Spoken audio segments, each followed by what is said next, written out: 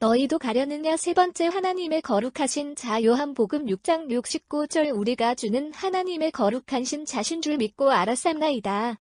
어떤 제자들은 예수님이 설교에 시험 들어 떠나갔고 베드로와 같은 제자는 주님의 말씀이 영생의 말씀이라고 고백하며 끝까지 따랐습니다.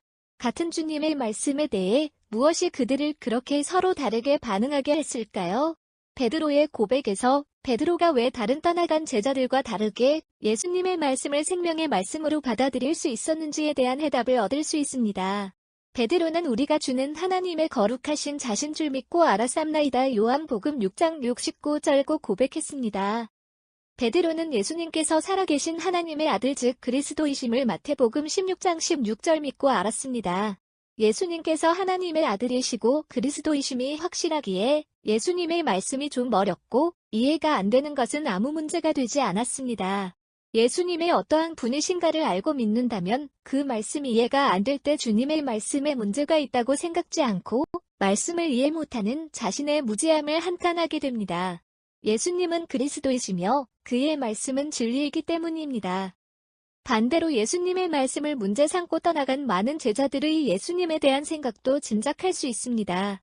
수많은 제자들이 예수님의 기적을 보고 따랐지만 그들은 예수님께서 하나님의 아들이시고 그리스도가 되심을 깨닫지 못했고 믿지도 못했습니다.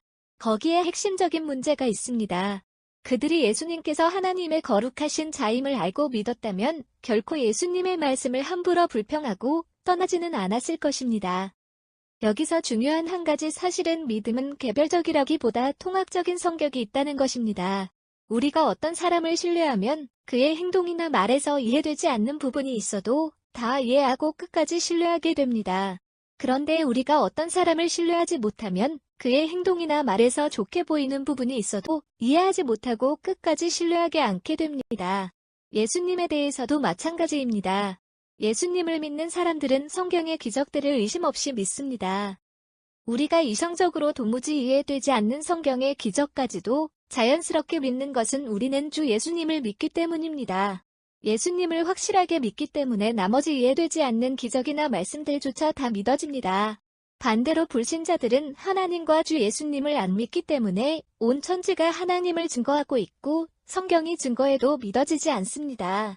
그렇기에 말씀 중심의 신앙인이 되기 위해 무엇보다 베드로의 고백처럼 주님에 대한 바른 신앙 고백이 선행되어야 합니다.